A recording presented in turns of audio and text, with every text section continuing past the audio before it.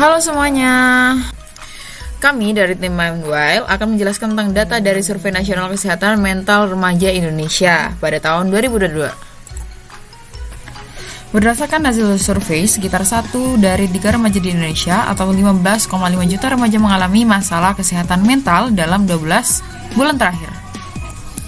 Angka ini setara dengan 5,5% remaja yang didiagnosis dengan gangguan mental sesuai dengan panduan Diagnostic and Statistical Manual of Mental Disorder edisi kelima.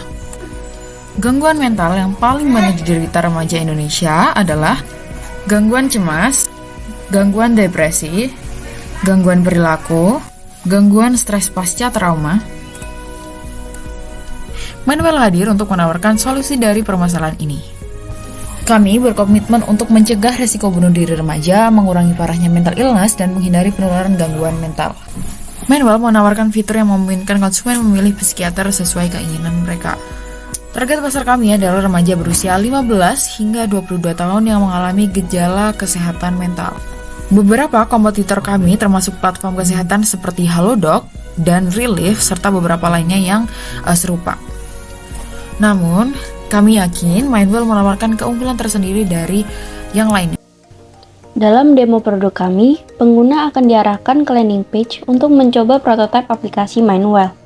Untuk yang pertama, di sini ada Let's Join Our Mental Health Consulting, di mana di sini ada button Let's Try untuk mengarahkan ke arah prototipe aplikasi Mindwell. Selanjutnya, ini adalah prototipe dari aplikasi Mindwell kami. Halaman awal ini biasanya ditemui ketika aplikasi baru saja terinstall. Kemudian klik Next. Di sini ada connect with specialist right from the comfort of your home via video call, audio call, or live chat. Lalu di sini ada choose the doctor, get the option to choose a specialist according to your specification. Kemudian bisa pencet next. Dan di sini adalah explore resources. Kemudian setelah di next, pengguna akan diarahkan untuk login dari akun yang mereka miliki. Jika mereka tidak memiliki akun, akan diarahkan ke sign up.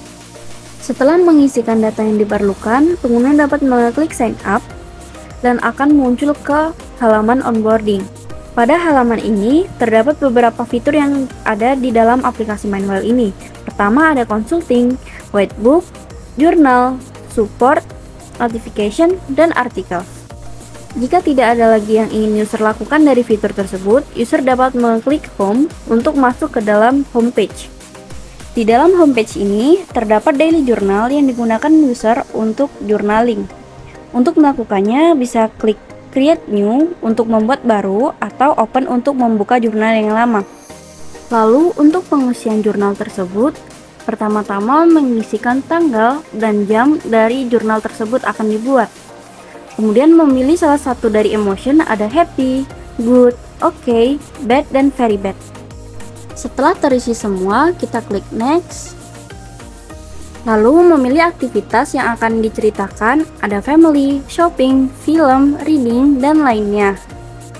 Lalu kita akan ceritakan aktivitas tersebut melalui add notes dan dapat menambahkan foto tentang aktivitas tersebut dalam add foto.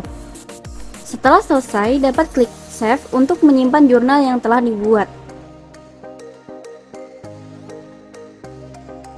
Kembali ke dalam homepage, di sini terdapat 4 kategori. Yang pertama ada readings.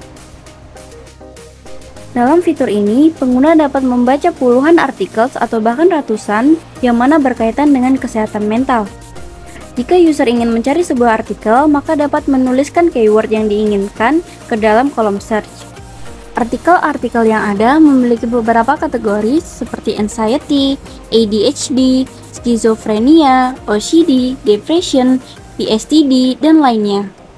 Selain itu, terdapat juga perankingan berdasarkan artikel yang paling banyak diminati oleh user. Fitur lainnya yang ada di homepage ada guided.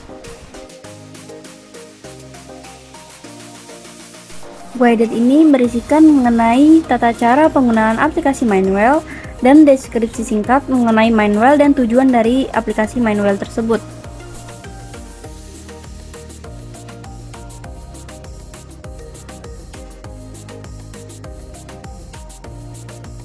Selain itu, terdapat juga fitur consulting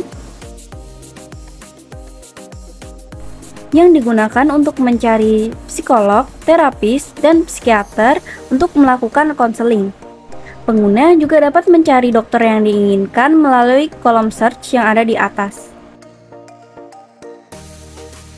Fitur lainnya yang terdapat dalam homepage ini adalah support yang berisikan mengenai community yang menampung atau saling mensupport satu sama lain bagi para pejuang kesehatan mental. Fitur terakhir yang ada di homepage ini adalah notification yang terdapat di paling bawah kolom homepage. Di dalam fitur ini menampilkan semua notifikasi yang muncul dari aplikasi ini. Lanjut ke dalam landing page lagi. Kemudian di sini ada what is Mindwell. Kemudian di sini ada Mindwell's features, di mana ada consult, support, journal, articles, guidebook, dan notification. Kemudian di sini ada About Us yang berisikan mengenai deskripsi singkat dari Mindwell dan tujuan dari dibuatnya Mindwell. Kemudian di bagian akhir ada Interested in Mindwell? Get in touch. Ini pengguna diarahkan untuk mengisikan form jika mereka berminat mengenai aplikasi Mindwell ini dengan mengklik button I want. Model bisnis Mindwell adalah sistem berlangganan. Kami akan bekerjasama dengan konselor dan psikiater dengan membagikan keuntungan yang adil dalam penyediaan fasilitas kesehatan dan obat-obatan. Saat ini, proyek ini berada pada tahap validasi dengan EdCore. Berdasarkan survei yang telah kami lakukan, terdapat 46 orang yang sudah mengisi kuesioner usability test dari 60 orang yang telah kami sebarkan. Validasi ini dilakukan melalui WhatsApp dan secara tatap muka. Survei membuktikan bahwa umur yang paling banyak menjawab kuesioner adalah 20 tahun dan jenis kelamin yang paling banyak adalah laki-laki. Sebagian besar responden, 79% adalah mahasiswa, sementara 21% adalah pekerja. Fitur aplikasi yang paling banyak disukai adalah Consult with Psychologist sebanyak 34 responden. Dari survei ini, terbukti bahwa rata-rata skala kepuasan adalah 4,33 dengan mayoritas menyatakan akan menyukai aplikasi ini jika digunakan. Untuk pertanyaan what do you currently use to manage your mental health? Jawaban terbanyak adalah terapi atau konseling sebanyak 23 responden. Untuk pertanyaan what features would you like to see add to Mindwell? Jawabannya termasuk opsi pembayaran, resep obat yang diberikan, pelacakan aktivitas harian, Friend chat se bagai teman anonim untuk mendengarkan dan berbagi. EHR Electronic Health Record, fitur ngobrol untuk mahasiswa agar ada teman curhat. Untuk pertanyaan, do you have any concern about using Mindwell? If yes, please specify. Banyak orang yang menjawab yes.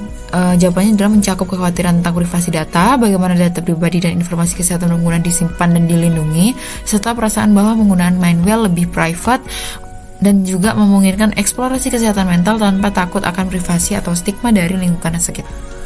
Untuk pertanyaan how user-friendly do you find the interface of Mindwell, rata-rata skala kepuasannya adalah 4.50. Terakhir, kami ingin mengapresiasi orang-orang hebat di balik Mindwell, yaitu anggota tim kami, yaitu Renata sebagai hipster, Anida dan Fajar sebagai hacker, serta Mei sebagai hustler.